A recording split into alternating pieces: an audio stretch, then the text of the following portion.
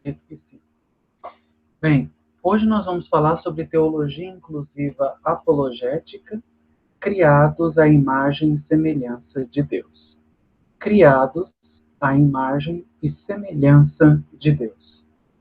Eu sou o professor Marvel, na data de hoje, 19 de setembro de 2020. Essa é a nossa primeira aula online sobre teologia inclusiva apologética. A dessacralização da imagem divina e o posicionamento anti-homossexualidade. O que significa isso? Bem, o processo de dessacralização da imagem divina na construção da visão religiosa homofóbica encontra respaldo na definição judaica de imagem e semelhança divina. Isso significa dizer que, para os judeus, há uma interpretação com respeito à imagem e semelhança divina, o que significa dizer que o homem foi criado à imagem e semelhança divina.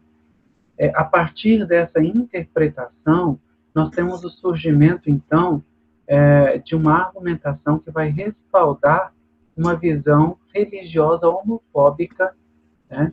E nós vamos chamar essa visão homofóbica de anti-homossexualidade, tá? A leitura bíblica proposta para hoje, Levítico, capítulo de número 18, verso de número 22. Nós encontramos o texto: com homem não te deitarás como se fosse mulher. Abominação é.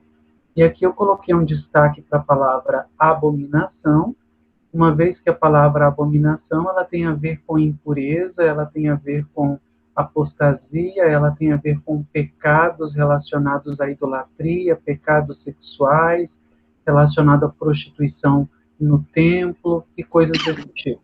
A palavra abominação aparece várias vezes relacionadas à impiedade e à iniquidade. Impiedade são os pecados cometidos por aqueles que não têm o conhecimento sobre Deus. E iniquidade são os pecados cometidos por aqueles que conhecem a vontade de Deus e ainda assim fazem o que é errado. Então, a abominação aparece dentro desse contexto e aqui empregada nessa leitura bíblica. Continuando aqui, com respeito às ações criadoras Barã e Assã, nós podemos dizer que na criação de todas as coisas fica evidente o poder de Deus por meio de duas ações distintas.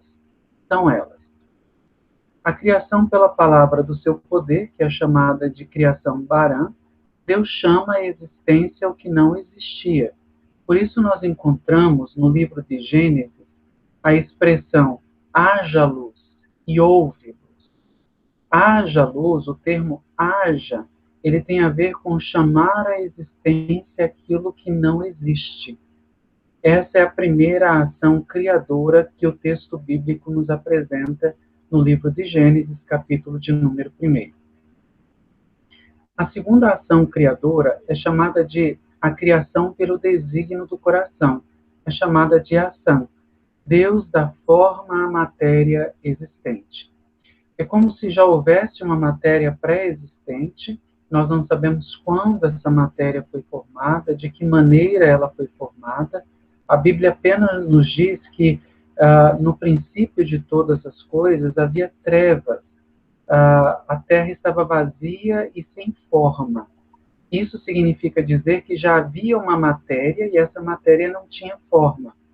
E aí nós encontramos a expressão haja separação entre águas, ou entre as águas e a parte seca. Ou seja, já havia essa parte seca que estava encoberta pelas águas. O que Deus fez, na verdade, foi fazer uma separação entre as águas e a parte seca. Nós não sabemos quando essa matéria relatada em Gênesis, pré-existente, foi criada. Nós não temos relato disso, tá? E nós vamos ficar, então, só com o que a Bíblia nos diz.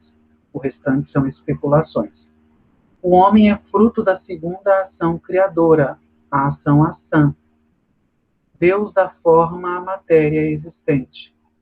Quando a Bíblia nos mostra o desejo de Deus em criar o homem, a expressão usada é façamos o homem. E esse façamos o homem utilizando o pó da terra, ou seja, uma matéria que já estava ali. Deus pega essa matéria e dá forma. ao falarmos sobre essas ações criadoras, estamos destacando aqui para vocês o porquê desse entendimento e da sacralização do homem, né? O homem como vindo da parte direta de Deus, né? Então, essa sacralização do homem se dá pelo reconhecimento dos seguintes aspectos do Éden, né? Esse aspecto endêmico que nos prova que essa visão de que o homem é algo sacro, é algo santo, criado pelo próprio Deus, né? A relação divina criacional direta. Deus formou o homem. Então, o primeiro aspecto que nós encontramos aqui é a relação divina criacional direta. O homem foi criado diretamente ou pelo próprio Deus. Deus formou o homem. Gênesis 2:7. Então, dizer que Deus formou o homem torna o homem algo sacro, né? Foi feito pelas próprias mãos divinas. A atribuição da mordomia da criação ao homem. Então, ao criar o homem, o Senhor o plantou no jardim do Éden e lhe deu responsabilidades, né? A doutrina da mordomia cristã, ela precisa ser compreendida aqui, queridos, como um alto nível de confiança que Deus teve na sua criação, o homem. Deus atribuiu ao homem a responsabilidade de cuidar de tudo aquilo que ele havia criado. Mordomia significa a administração de alguma coisa. O que o mordomo faz? O mordomo é aquele que administra a casa do seu senhor. Ao criar o homem, o Senhor o plantou no Éden e disse que ele deveria lavrar e guardar toda a terra. Você percebe, então, que a ação de cuidar e a ação de preservar, essa responsabilidade foi posta nas mãos do homem, né? Então, essa atribuição também está envolvida nessa visão sacra do homem, né? Um terceiro ponto, um terceiro aspecto é o homem é a imagem e semelhança. Nós encontramos em Gênesis 1:26 uma referência direta que diz que Deus criou o homem à sua imagem e semelhança.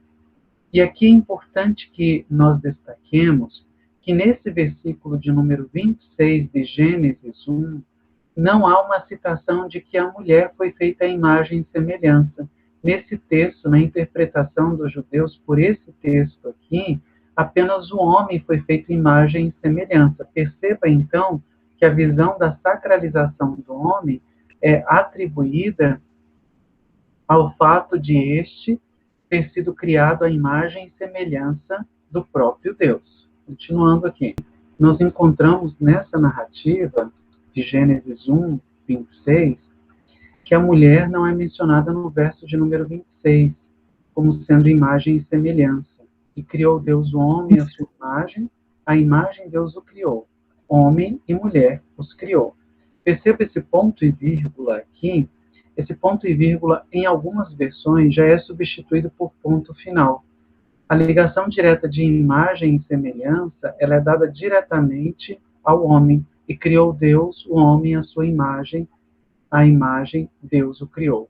Substitui-se o ponto e vírgula por ponto final. Pois, segundo o entendimento judaico, a sua criação se deu pela necessidade do homem de não estar só. A imagem, a criação da mulher, então, ela tem a ver com uma necessidade do homem. A mulher é fragmento do homem, dentro desse entendimento. Compreendam bem, eu não estou defendendo essa ideia, estou passando para vocês esse tipo, essa visão interpretativa que há com respeito à imagem da mulher, o sexo feminino. A mulher corresponde à necessidade de uma auxiliadora no exercício da mordomia. Então, ela entra como uma ajudadora na administração e na preservação da criação. A sacralização da mulher só se dá por meio da sua junção com o homem. Por isso, o cristianismo defende muito a questão do matrimônio heteronormativo, porque através desse matrimônio heteronormativo é que a mulher tem a sua sacralização. E daí nós temos a concepção de muitas religiões, muitas vertentes cristãs, em que o exercício da religião da mulher, ele está totalmente ligado em uma relação de dependência do sexo masculino. Então, a mulher precisa do sexo masculino para exercer plenamente a sua espiritualidade, a sua religiosidade. A dessacralização do homem, então. Falamos sobre a sacralização. O homem, então, criado à imagem e semelhança. O homem é o mordomo, é aquele que administra o que Deus criou. Falamos da relação direta da criação. Ele foi criado pelo próprio Deus. O homem perde a sua identidade divina quando peca contra si, contra a criação e contra Deus. Esse conceito de dessacralização do homem, ele está relacionado totalmente ao versículo de número 22 do capítulo de número 18 do livro de Levítico, que nos fala sobre o coito o coito sendo feito no homem. Submeter o homem ao coito era uma das maneiras de reduzir a imagem e semelhança do próprio Deus a reduzimos a imagem, ou reduzia-se a imagem de Deus a um fragmento da criação. Quem era esse fragmento? A mulher.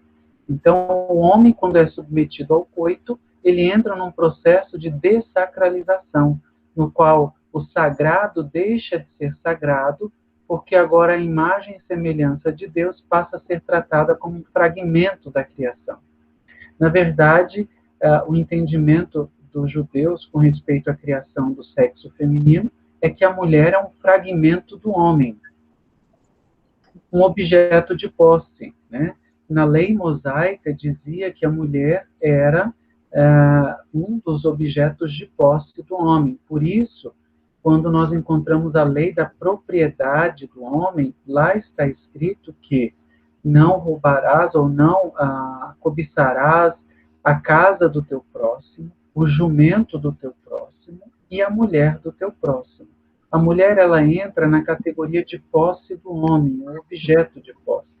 Então, reduzir a imagem de Deus, reduzir a imagem e semelhança de Deus a um objeto de posse significa dessacralizar essa imagem, tirar essa visão de sagrado, de santo, e torná-lo um coadjuvante da mordomia da criação. Ele deixa de ser o protagonista como mordomo de Deus, que administra e preserva aquilo que Deus criou, e passa a ser considerado apenas um coadjuvante. Isso tudo aqui é para mostrar para vocês que essa ideia de dessacralização, ela está totalmente relacionada à visão que os judeus tinham com respeito ao sexo feminino. Então, quando se fala sobre homossexualidade, fala-se sobre a lei mosaica, nós encontramos o entendimento de que o homem jamais poderia ser tratado como uma mulher. E o coito era considerado, sim, tratar um homem como uma mulher. Isso na visão dos judeus. Agora entendam, o conceito dos judeus em relação à mulher passa por toda essa narrativa que eu disse para vocês, de que o homem, sim, é a imagem e semelhança direta de Deus, de que o homem é o mordomo da criação, de que o homem tinha um relacionamento íntimo com Deus, muito próximo, e de que a mulher é um fragmento do homem, e de que a mulher é uma posse do homem, e de que a mulher é a coadjuvante da história. A mulher é a adjuntora, aquela que entra como auxiliar, veio para ajudar, mas não a protagonista. Esta é a visão pela qual o entendimento de que a homossexualidade não deveria ser aceita, é uma das visões, né, pela qual a homossexualidade não deveria ser aceita. Continuando aqui, com um homem não te deitarás como se fosse mulher. Perceba, então, que a dessacralização do homem está totalmente relacionada com deitar-se como se fosse mulher, porque a imagem da mulher aqui é a imagem da dessacralização. A imagem do coito em um homem é a imagem da dessacralização. É a imagem do fragmento da criação, do objeto de posse, se tornar um coadjuvante quando deveria ser o protagonista da mordomia da criação. Então, com um homem não te deitarás como se fosse mulher. Tá? Então, esse texto deixa bem claro isso. A imagem da dessacralização está relacionada ao conceito dos judeus em relação ou com respeito às mulheres. A apologética da fé plena de pessoas LGBT. Né? Então, de que maneira nós podemos defender a nossa fé e o nosso exercício pleno da fé? Vejamos alguns princípios pelos quais a sexualidade não nos dessacraliza. Né? Então, o primeiro ponto que nós podemos ver é o princípio da graça. Evangelho de João, capítulo de número 13 ao verso de número 17. Capítulo de número 1, do verso de número 13 ao verso de número 17.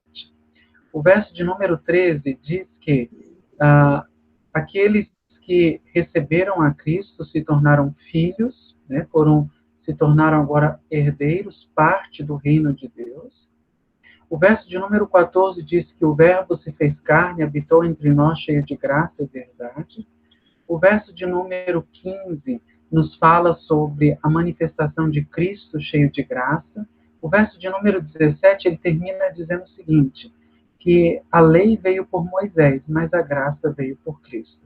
O princípio da graça nos torna herdeiros do reino de Deus, filhos e filhas de Deus, não pelos méritos, nada a ver com a sexualidade humana, nada a ver com o intelecto humano, ou com o poder aquisitivo, ou com a nacionalidade. O princípio da graça nos diz que filhos e filhas de Deus nós somos por meio da aceitação do ministério de Cristo Jesus. Quando cremos em Cristo e entregamos a nossa vida a Cristo, estamos envolvidos no princípio da graça. Somos tidos como filhos e filhas de Deus. Segundo princípio pelo qual nós rebatemos aí essa ideia da dessacralização por meio da sexualidade. O princípio do amor. Temos como única regra de fé e prática o amor a si, ao próximo e a Deus sobre todas as coisas. Evangelho de Marcos, capítulo de número 12, verso de número 30 ao verso de número 31. O princípio da regeneração para as boas obras. Somos regenerados para o exercício do bem. Efésios, capítulo de número 2, verso de número 8 ao verso de número 10. Princípio da igualdade, seja homem ou mulher. A sexualidade não nos desqualifica ou nos qualifica para o relacionamento pleno com Deus. Apenas Cristo, mediante o seu sacrifício, nos reposicionou diante de Deus. Colossenses, capítulo de número 1, no verso de número 13, nos diz que ele nos transportou das trevas para o reino da luz. E em Gálatas, capítulo de número 3, verso de número 28, está escrito que em Cristo não há grego, não há gentil, não há homem, não há mulher. Não há judeu, não há grego, não há gentil, não há homem, não há mulher. Todos são em Cristo Jesus. Então, em Cristo, nós temos agora essa concepção, essa divisão por gênero, que para os judeus era um respaldo para a sacralização e a dessacralização dos sexos, dizer que em Cristo agora tudo isso se passou, e em Cristo não há mais essa questão de gênero. Todos nós somos um em Cristo Jesus, por meio do seu sacrifício. E por último, o princípio da diversidade. Deus é trinitariamente diverso. Nós encontramos a Bíblia descrevendo Deus de várias maneiras. Dentre elas, nós encontramos o Deus onipotente, o Deus onipresente, o Deus que faz todas as coisas, é o Criador, o Deus chamado de Pai também. Encontramos o Cristo Redentor, o Cristo cheio de misericórdia, cheio de compaixão, mas também encontramos a Bíblia descrevendo o Espírito Santo de maneira sensível, o Espírito que tem ciúmes, o Espírito que geme com gemidos inexprimíveis. Ou seja, a diversidade, ela está presente quando nós analisamos a Trindade divina. Por isso, o princípio da diversidade nos diz que Deus é trinitariamente diverso. E dentro dessa diversidade, nós nos identificaremos com Deus de maneiras diferentes. É interessante que, quando nós analisamos as vertentes religiosas cristãs que temos hoje, nós encontramos pessoas que se identificam com um Deus cheio de poder, o Deus criador, o Deus que abre o mar vermelho, o Deus que faz maravilhas relatadas no Antigo Testamento. Pessoas que se identificam com o Cristo cheio de compaixão, que ajuda os necessitados, que cura os enfermos, mas que tem 90% do seu ministério voltado para aqueles que estavam à margem do convívio social e religioso, para a escória da sociedade. O Cristo que alimentava os famintos, o Cristo que era o extravaso da graça divina. E há aqueles que se identificam com o Espírito Santo sensível, que geme com gemidos inexprimíveis, um Espírito Santo que é zeloso por nós, um Espírito que tem um cuidado totalmente materno, né? Nós encontramos esse cuidado do Espírito Santo muito próximo do cuidado materno. Ou seja, nós conseguimos uma identificação a partir do princípio da diversidade que está presente na Trindade divina. Deus é trinitariamente diverso. Por isso, queridos, quando nós lemos em Levítico, capítulo de número 18, verso de número 22, uma condenação expressa ao sexo, dizendo que o homem não poderia se deitar com outro homem como se fosse mulher, isso nos fala de uma dessacralização do homem que era considerado na visão dos hebreus e é considerado na visão dos judeus como a imagem e semelhança direta do próprio Deus. Submetê-lo ao relacionamento, ao coito, significava reduzi-lo à imagem da mulher, que era considerada, então, um fragmento da criação, uma coadjuvante no ministério da mordomia cristã, era uma ajudadora e não a protagonista dessa mordomia. Submetê-lo ao coito significaria colocá-lo sobre a condição de propriedade, de posse, uma vez que a mulher era entendida como posse do homem, ambos os sexos. Nós precisamos fazer uma desconstrução da visão que as religiões que têm o seu fundamento no judaísmo, que bebem da fonte do judaísmo, possuem nos dias de hoje. A imagem de uma mulher que é o objeto do homem, da mulher que é o fragmento do homem, da mulher que não tem uma relação direta com o próprio Deus, da mulher que não exerce e não pode exercer o protagonismo na mordomia cristã. Nós precisamos desconstruir essa ideia. E precisamos legitimar o lugar da mulher, assim como Cristo fez no Evangelho de Lucas, capítulo de número 10, quando Jesus visita a casa de Marta e Maria, e ao entrar na casa dela, Marta foi quem convidou Jesus e estava agora se esforçando para agradá-lo, e Maria estava aos pés de Jesus. Jesus entendeu naquele momento que Marta estava fazendo o que dizia a tradição. O lugar da mulher era o lugar da serviência. O lugar da mulher era o lugar daquela que faz todos os afazeres da casa. O lugar da mulher era sempre o lugar daquela que tinha que agradar ao homem,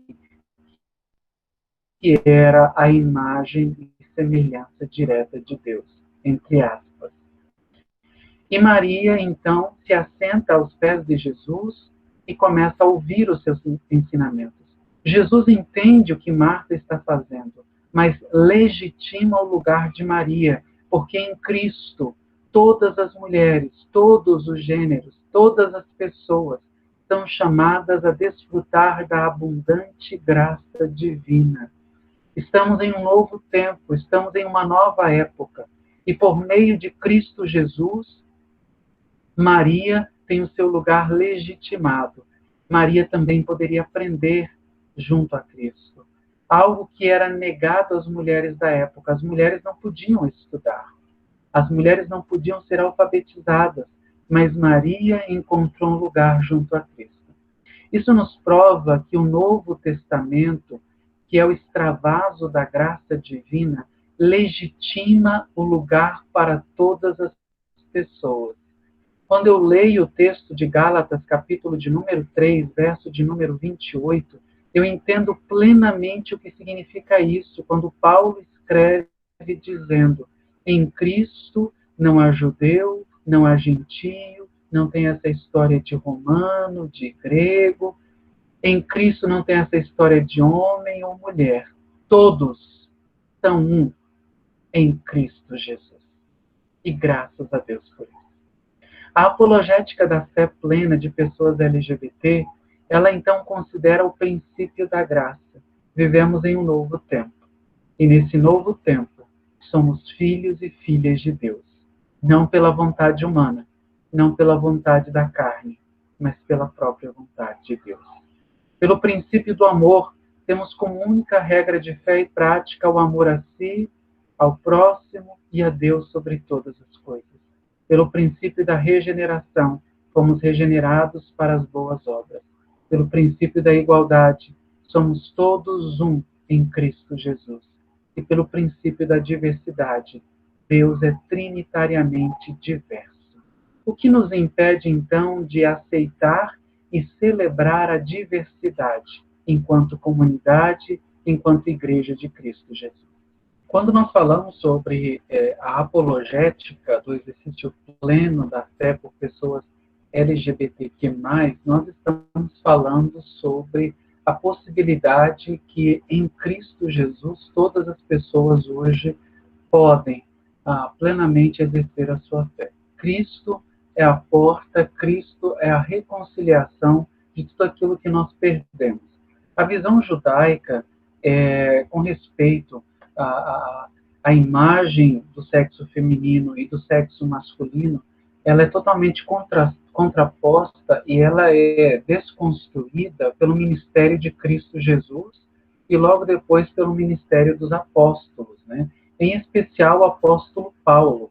O apóstolo Paulo ele tinha uma visão muito clara e profunda com respeito a estas questões. Por isso, ao escrever aos Gálatas, no capítulo de número 3, no verso de número 28, é incisiva a expressão de Paulo quando diz: não há homem, não há mulher, todos somos um em Cristo Jesus. A palavra todos aí engloba todas as pessoas, todo ser vivente. Todos são um em Cristo Jesus. Queridos, dentro dessa visão apologética, que é a defesa da nossa fé, nós, então, nos posicionamos contrários a essa visão judaica, a essa interpretação arcaica que muitos cristãos ainda tentam perpetuar até nos nossos dias, dizendo e mostrando sempre uma visão de que o sexo feminino desacraliza o sexo masculino e isso respalda a luta contra a homossexualidade. Essa visão ela é totalmente desconstruída em Cristo Jesus e na visão apostólica. Tá?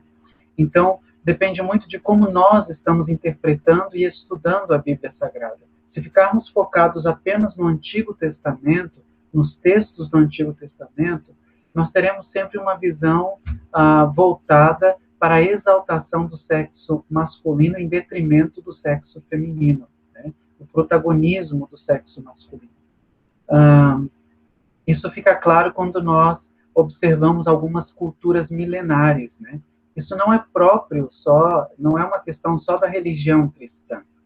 Quantos aqui conhecem ou já ouviram falar em celebrações de fertilidade? Né? Há culturas que celebram a fertilidade. Eu estive no Japão em 2010 e eu estava estudando lá e em um fim de semana nós tivemos folga e eu resolvi conhecer algumas regiões do Japão. Em uma das regiões, um dos lugares onde eu fui, estava acontecendo o Festival da Fertilidade. Nesse Festival da Fertilidade é interessante que o sexo masculino ele é exaltado assim como é exaltado dentro do judaísmo, né? Dentro da visão judaica do sexo masculino. E nesse festival os homens saem às ruas, depois vocês podem pesquisar na internet. Os homens saem às ruas vestidos com roupas que têm imagens de pênis do órgão genital masculino e carregam em suas mãos a imagem também de um órgão genital masculino muito grande e vão celebrando este órgão. Né? É tão interessante que as crianças estão comendo doces em formato de um pênis. As crianças estão participando de um evento, crianças assim, andando para lá e para cá e vendo toda essa imagem, essa alegria, essa celebração e essa exaltação. Porque a fertilidade, tanto na cultura dos judeus, quanto em várias culturas antigas, está relacionada diretamente ao sexo masculino. Diretamente ao sexo masculino. Então, quando se diz que a mulher pode ser protagonista também, e isso implica em uma desconstrução de uma tradição e uma derrada em relação ao sexo masculino. Daí nós temos esse respaldo, ou eles têm esse respaldo para lutar contra a homossexualidade. O homem não pode ser dessacralizado. O homem não pode, de maneira alguma, ser submetido à posição de mulher ou de sexo feminino. Porque a ideia da homossexualidade é essa, é que um homem deixa de ser homem e vira mulher. Vocês já tiveram a experiência de ouvir alguém perguntar para um casal homossexual, quem é a mulher dos dois? Já ouviram isso? É muito comum essa pergunta, porque na definição de papéis, um tem que ser um homem e o outro tem que ser a mulher. Então pergunta-se logo, quem é o homem e quem é a mulher? Essa visão de definição de papéis está relacionada a essa visão religiosa, a essa interpretação antiga, essa interpretação arcaica. Não há como nós estudarmos isso de maneira superficial. Então, aos poucos, nós vamos nos aprofundando nesse assunto. Tá? É importante que vocês tenham isso em mente. Nós vamos caminhando lentamente, mas nós vamos cada vez mais ampliando os nossos horizontes, ampliando o nosso conhecimento, tá ok? Muito obrigado pela presença de todos. Agradeço a todos. Vejo vocês na próxima aula. Que Deus em Cristo abençoe a todos vocês.